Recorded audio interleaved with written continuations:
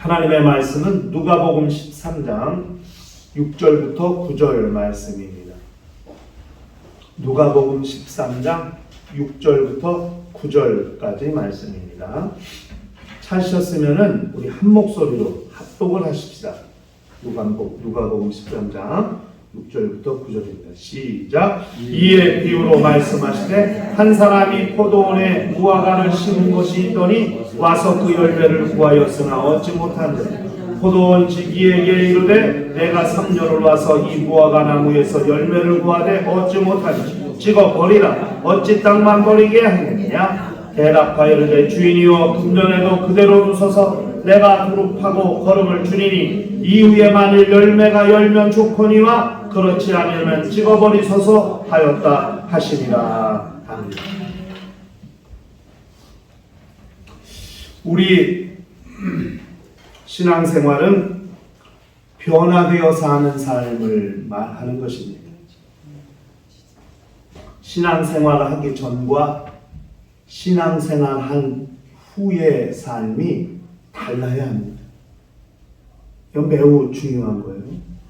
예수 믿은 후의 삶이나 예수 믿기 전의 삶이 별반 다르지 않다면 과연 그것을 신앙생활이라고 할 수 있을까? 이건 우리가 한번 생각해 봐야죠. 그러니까 변화된 게 아니잖아요. 똑같아요. 생각하는 것도 또 성격도 가치관도 다 그대로 있다면 그걸 과연 신앙생활이라고 말할 수 있을까? 한번 우리가 생각해 봐요. 확실히 예수 믿은 사람은 예수 믿은 표가 나야 됩니다. 예수 믿고 사는 사람들의 삶은 달라야죠. 그러니까 우리가 입으로 예수 믿으세요, 예수 믿으세요, 예수 믿고 천국 가세요라고 말하지 않아도 예수 믿은 후에 내 삶이 변화되었다면 그 삶 자체가 전도지가 되고 그 삶 자체가 전도가 될 수 있는 거죠. 매우 중요한 거죠. 지금은 잘 모르겠어요. 그러나 2015년 통계를 보니까 제가 다 자세히 찾아보지 못해서 2015년 통계만을 가지고 이야기할 수밖에 없는 게 좀 안타까워요. 그런데 차라리 그게 나을 수도 있어요. 2015년의 통계에 의하면 우리나라 기독교 인구가 20%라고 해요. 20%. 그러니까 뭘 쓰든 종교란에 기독교라고 표시하는 사람이 10명 중 2명이라는 거예요. 그런데 세상이 왜 이러냐? 세상이 왜 이래? 정죄하고 비판하고 판단하고 따지고 하는 사람들은 어마어마하게 많은데 정작 뉘우치고 회개하는 사람은 없어요. 아마 2023년은 더 악해졌겠지 좋아지진 않았겠죠. 기독교 인구가 더 줄어들면 줄어들었지 늘어나진 않았을 거 아니에요. 그러니까 차라리 2023년 통계를 보는 것보다 7, 8년 전 통계를 가지고 얘기하는 게 더 나을 것 같아서. 적어도 10명 중 2명이 기독교에 난에 체크한다면 10명 중 2명은 뉘우치고 회개하고 통회하고 자복하고 제가 잘못했다고 내가 죄인이다 이렇게 말을 하는 사람들이 있어야 할 텐데 그렇죠? 그런 사람들은 못 찾아봐요. 없어요. 예수 믿는 사람들이 더 믿지 않는 사람보다 더 하면 더 했지 덜 하진 않은 것 같아요. 이런 안타까운 현실을 마주하게 됩니다. 지난주에도 제가 설교 시간에 얘기한 것 같아요. 보세요. 어떤 사회적인 큰 재난이나 이슈가 터지면 책임자를 따지고 누구 잘못이냐고 잘못을 따지기에는 어마어마하게 급한데 정작 책임지는 사람이 없어요. 아주 안타까운 현실이죠. 정치인들은 그거 잘하잖아요. 누구 잘못이냐고 탄핵해야 된다. 무슨 직위를 해제해라. 사퇴해라. 뭐 어마어마하게 따지잖아요. 그런데 정작 우리 책임이라고 말하는 정당도 없고 정치인도 없고 지도자도 없고 이런 상황이죠. 이런 것들이 매우 아쉽고 안타깝게 보여지고 부끄럽기까지 한 그런 것이라는 것을 생각해 보게 됩니다. 이런 작금의 상황에서 주님이 하신 이 말씀은 정말 우리에게 새롭게, 다시 한번 새롭게 다가오는 말씀이라고 할 수 있습니다. 지난주 누가복음 13장 1절부터 5절까지의 말씀은 그거죠. 회개하지만 않으면 망한다. 이거잖아요. 회개하지 않으면 망한다 하는 것이었어요. 멸망? 멸망이라는 건 모든 사람에게 다 다가올 수 있어요. 개인에게 죽음도 그 개인에게는 멸망이에요. 죽음이. 먼저 멸망이 다가오는 사람이고 나중에 멸망이 다가오는 사람이 있다 할지라도 영원이라는 시간에 빗대어 보면 수십 년이라는 게 불과 얼마나 차이 나겠어요. 결론은 뭐예요? 누구나 다 멸망이 다가올 수 있다 하는 거예요. 누구에게나 다 그 시간차는 아무 의미가 없는 거예요. 지금 살아있다고 해서 안전한 것도 아니에요. 저 사람은 죽고 나는 살았다고 해서 아유 다행이다 라고 말할 수 있는 것도 아니에요. 멸망이라는 것은, 사망이라는 것은, 죽음이라는 것은 누구에게나 언제나 다가올 수 있는 것이라는 것을 우리가 생각해 볼 필요가 있어요. 그렇기 때문에 회개하지 아니하면 망한다 라는 주님의 말씀을 우리가 다시 한번 기억할 필요가 있는 거죠. 그래서 예수께서는 마태복음 4장 17절에 회개하라 천국이 가까웠느니라 이렇게 말씀하셨다는 거예요. 회개하라고 말씀. 왜? 회개하지 않으면 망하니까. 회개하지 아니하면 망하니까. 영원히 죽으니까. 그래서 회개하라 천국이 가까웠느니라 이렇게 주님이 말씀하셨습니다. 그런데 문제는 뭐예요? 회개해야 된다는 것은 알았는데 문제는 뭐냐면 무엇을 회개해야 될지 몰라. 그러니까 이런 얘기가 있잖아요. 연인이 있어. 남자 여자가 사귀어. 근데 싸웠어. 그러니까 남자가 잘못하니까 미안해 잘못했어. 그러니까 여자가 따져. 뭘 잘못했는데? 따지잖아요. 그럼 또 그것 때문에 열받지. 잘못했다고 그러면 넘어가면 되는데 뭘 잘못했는데? 이렇게 따지잖아요. 근데 회개해야 된다는 걸 아는데 뭘 회개해야 될지 몰라. 뭘 회개해야 되지? 이렇게 무엇을 회개해야 될지 모를 때 오늘 주님은 본문에서 말씀하시는 거예요. 그걸 우리가 기억해 볼 필요가 있어요. 뭘 회개해야 하는지 그것을 말씀하시는 것이 오늘 우리가 읽은 누가복음 13장 6절부터 9절 말씀의 핵심입니다. 뭘 회개해야 하는지 뭐냐? 뭘 회개해야 되느냐? 한마디로 말하면 열매 없음을 회개해야 한다는 것입니다. 열매가 없다는 것. 보세요. 오늘 본문 내용이 그거잖아요. 어떤 사람이 자기 밭에다가 포도나무를 심었어.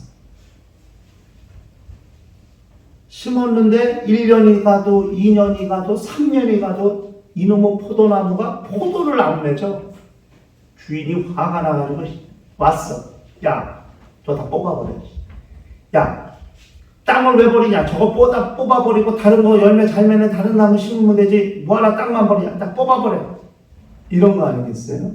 그러니까 포도원지기, 과원지기가 주인님 1년만 좀 참아주시면 안 되겠습니까? 1년만. 그럼 제가 다시 거름 주고 잘 관리하고 잘해서 열매를 좀 맺게 해보겠습니다. 근데 만약 그렇게 했는데도 열매를 맺지 못하면 다음 내년에 뽑아버리시는 게 어떨까요? 이렇게 이 얘기잖아요. 그러니까 주인은 뭘 기대하는 거예요? 열매를 기대하는 거예요. 주인이 누구예요? 하나님이 주인이시잖아요. 하나님은 우리에게 뭘 기대하시느냐? 열매를 기대하신다. 열매를 기대하시는 것. 예수 믿는 자에게 하나님이 기대하시는 것은 열매입니다. 그런데 그 열매라는 것은 여러 가지로 말할 수 있죠. 우리가 벌써 열매하면은 영혼을 전도해야 되는데 전도를 못했나? 못해서 그런가? 전도를 생각할 수 있고 한 영혼을 구원하는 것도 열매라고 볼 수 있고 여러 가지로 열매에 대해서 이야기할 수 있습니다만 오늘 열매는 변화라는 관점에서 좀 열매를 생각해 보려고 하는 것입니다. 변화. 그러니까 삶이 변화되고 인격이 변화되고 가치관이 변화되고 생각이 변화되고 다 변화돼야 되는데 이전과 달라야 되는데 이전과 다르지 않으면 변화되지 않은 거죠. 그건 열매가 없는 것이죠. 그렇기 때문에 우리는 변화라는 관점에서 열매를 좀 한번 생각해 보자 하는 겁니다.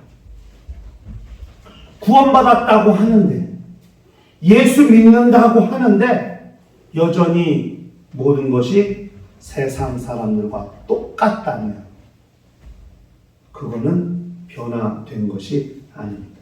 사는 것도 똑같고 생각하는 것도 똑같고 말하는 것도 똑같고 좋아하는 것도 똑같고 즐기는 것도 똑같고 도무지 세상 사람들과 신앙인이 구별할 수 있는 게 없어. 구별되는 게 없어. 이것은 변화된 것이 아니라고 볼 수 있는 겁니다. 그것은 하나님이 보실 때 열매 없는 나무입니다. 우리에게 변화가 없다면 삶이 변화되지 않고 인격이 변화되지 않고 생각이 변화되지 않고 언어가 변화되지 않고 여전히 예수 믿기 전에 좋아했던 것 여전히 그대로 좋아하고 이것은 하나님이 보실 때 열매 없는 나무다. 이거. 그렇기 때문에 우리가 생각을 할 필요가 있습니다. 우리가 생각하는 구원이 뭔가? 세상에서의 성공하는 게 구원입니까? 세상에서 성공한 것이 구원입니까? 예수 믿고 구원받아야 되는데 그렇게 해야 영원한 변화를 경험할 수 있는데 우리가 생각하는 구원이 세상에서의 성공한 것 그것을 구원이라고 보느냐 하는 겁니다. 천국 가는 것은 좋은데 예수 믿고 천국 가는 것은 좋은데 다른 건 다 거부해. 힘든 거 하기 싫은 것들 왜 봉사하라고 그래? 왜 전도하라고 그래? 이렇게 마음에 불편한 것들 있잖아. 예수 믿으면 불편하지만 감당해야 하는 것들이 있죠. 봉사도 해야 되고 헌신도 해야 되고 해야 될 것들이 많이 있잖아요. 그런데 천국 가는 건 좋은데 내가 좀 불편한 것들 다 거부하는 거예요. 그게 과연 좋은가?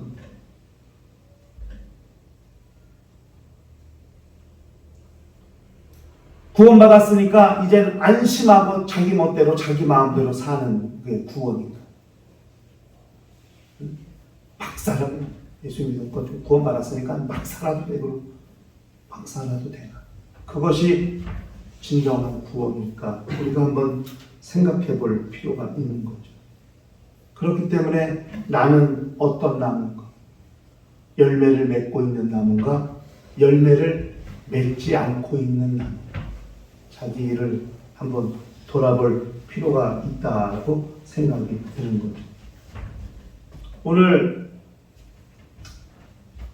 본문에 보니까 무화과 나무, 포도나무가 아니고 무화과 나무군요. 무화과 나무가 있죠.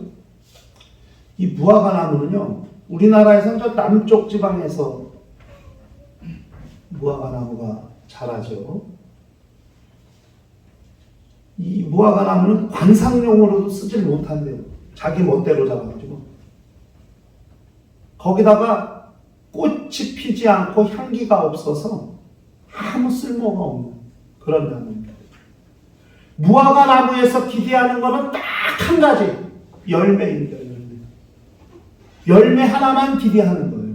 사람들이 꽃을 볼 수가 있어요. 꽃이 피어서 향기를 맡을 수가 있어요. 그렇다고 나무 모양이 이뻐서 관상용으로 갖다 놓을 수가 있어요. 별로 쓸모가 없는데 오직 한 가지, 열매 하나를 기대하고 무화과 나무를 심는 거예요. 근데 본문에 무화과 나무 관련된 건 세 가지로 우리가 무화과 나무에 대해서 생각해 볼 수 있어요. 본문에 열매 없는 무화과 나무.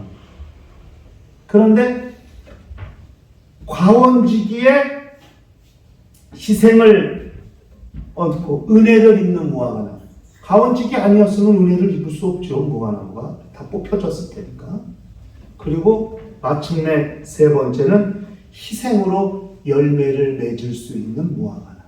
이렇게 무화과 나무에 대한 게 세 가지로 나눠볼 수 있죠. 열매 없는 무화과 나무, 가원지기에 은혜를 입는 무화과 나무, 그 다음에 그런 희생을 힘입어서 열매를 맺을 수 있는 무화과 나무. 여기 보니까 열매를 맺으면 좋거니와, 좋다는 말이 한국말에만 나오죠. 한글성. 원어에는 없어요. 원어에는 좋다는 말이, 열매를 맺으면 좋거니와, 좋다는 말이 없어요. 그런데 대신 무슨 말이 있냐면 반드시, 확실히, 분명이라고 하는 맨이라는 헬라어가 딱 있는 거예요. 그거를 한글 성경은 조코니와 이렇게 번역을 했어요. 그러니까 이 말은 무슨 말이냐면 반드시, 분명히, 확실히 열매를 맺는다. 어떻게 하면 내가 걸음을 주고 잘 관리하면, 주인이 1년만 내게 시간을 주셔서 내가 걸음을 주고 잘 가지도 잘 치고 잘 관리하면 분명히 확실히 열매를 맺는다. 이렇게 헬라어 성경, 원어 성경은 말하고 있는 거예요. 그러니까 지금은 열매가 없어. 3년째 열매가 없어. 그런데 과원지기의 은혜를 입어. 그럼 세 번째는 분명히 열매를 맺는 무화과 나무가 된다는 거예요. 과원지기가 누구예요? 우리 예수님을 과원지기라. 주인은 누구예요? 하나님은 주인이시다. 그러면 무화과 나무는 누구예요? 우리잖아요. 우리. 저와 여러분이 무화과 나무잖아요. 신경 썼다며. 예수를 믿었어. 믿어도 1년이 지나고 2년이 지나고 3년이 지났는데도 열매가 없어. 변화가 없어. 하나님은 변화를 기대해. 열매를 기대해. 그런데 열매가 없어요. 하나님이 하나 뽑아버리라고 했지만 주님, 아버지 1년만 저에게 시간을 더 주세요.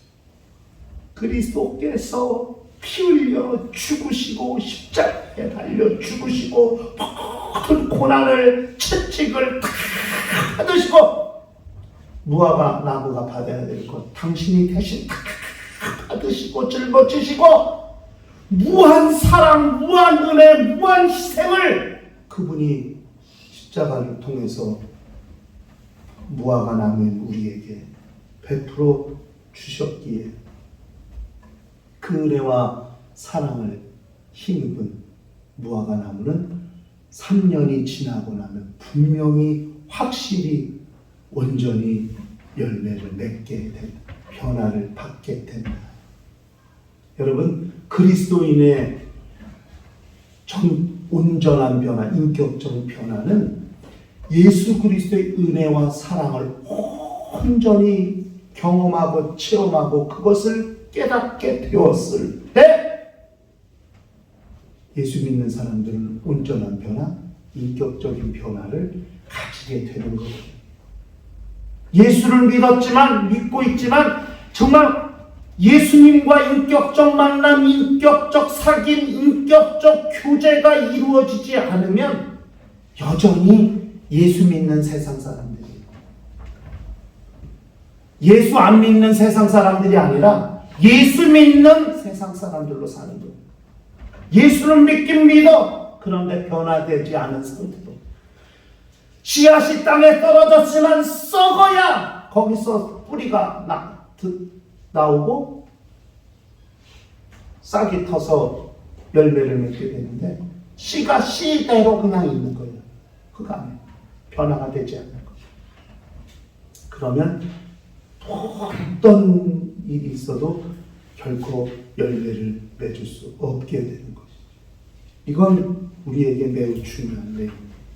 우리는 과연 어떻게 살아야 될까? 예수 그리스도의 십자가 사랑, 십자가 희생이 우리에게 정말 인격적인 변화를 가져다 주는 엄청난 사건으로 우리 안에서 체험되고 경험이 되어야 우리는 그 위에 정말 모든 사람을 사랑할 수 있게 됩니다. 제가 예수 믿고 어떤 분의 어떤 목사님이 간증하시는 자기가 처음 예수를 형이 목사인데 종갓집 종손이 종갓집 종손이면 얼마나 그런데 장손으로서의 역할은 하나도 안 하고 예수 믿고 변화받아서 목사가 돼가지고 집안이 하나도 가문은 돌보지 않으니까 이 셋째 동생이 열받아갖고 이제 형한테 따지려고 간 거예요.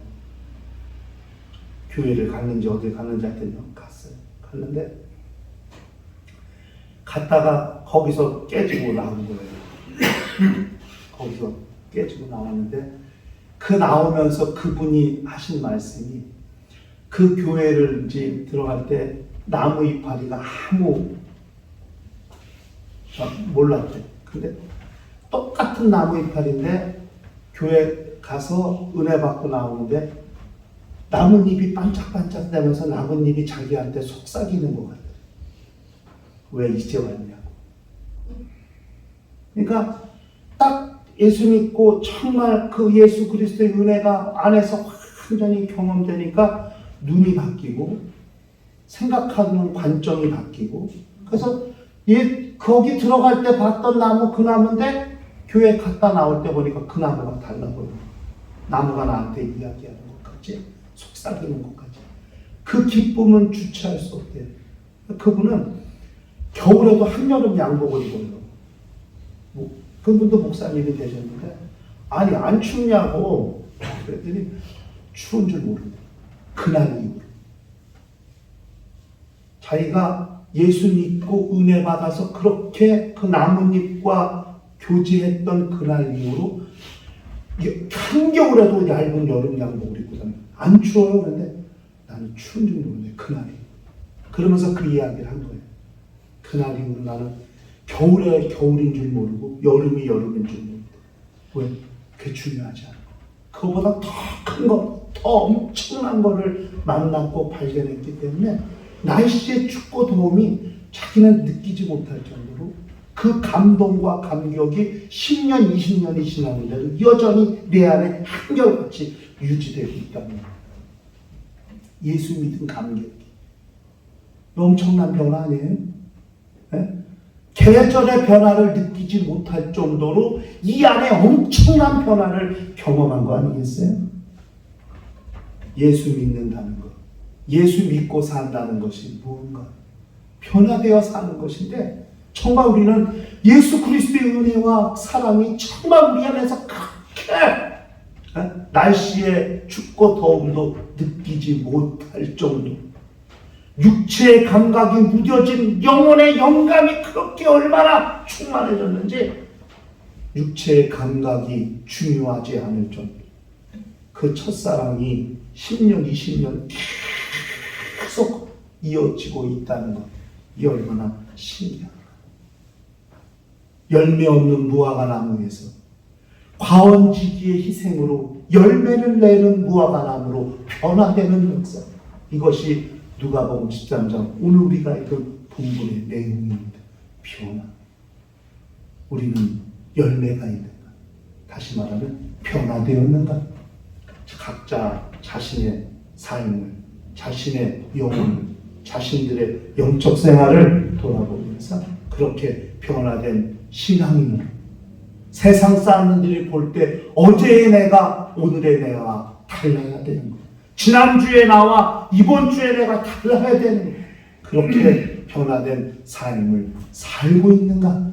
자신들을 돌아보고, 그렇지 못하다면 다시 한번 예수 그리스도의 은혜와 사랑을 깊이 경험하고 우리의 삶이 변화된 삶으로 살게 되는 거룩한 역사가 있는 심령과 가정과 교회가 되시기를 주의 이름으로 축원합니다. 시간 다 같이 통성으로 기도하실 때 주여 예수 그리스도의 십자가 은혜가 내 삶을 변화시키는 동력이 되게 하여 주시옵소서. 다 같이 통성으로 기도합니다. 하나님 아버지, 주께서 우리 모두를 기억하시고 인도하여 주시옵소서. 주의 은혜가 우리 모든 심령에 충만할 수 있도록 역사하여 주시옵소서. 주의 영광이 우리 모든 심령에 가득해질 수 있도록 역사하여 주시옵소서. 주의 영광으로 충만한 자들, 그리스도의 은혜와 사랑을 온전히 경험한 거룩한 심령들이 될 수 있도록 역사하시고 인도하여 주시옵소서. 주께서 기억하시고 인도하여 주시옵소서. 주의 영광이 충만하게 하시며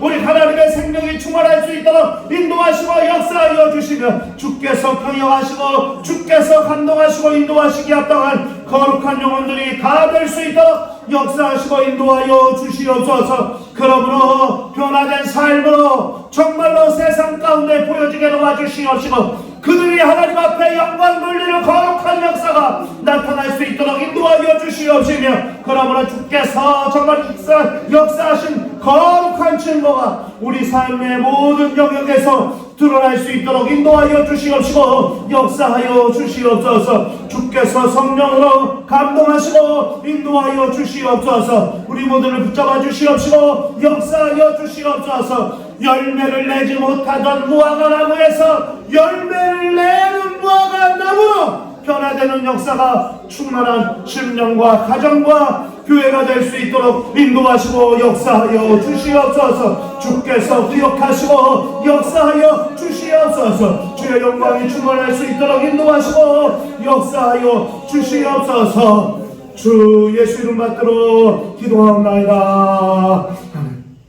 하나님 아버지, 우리 모두 일평생 변화된 자신의 삶을 보게 하여 주시옵소서.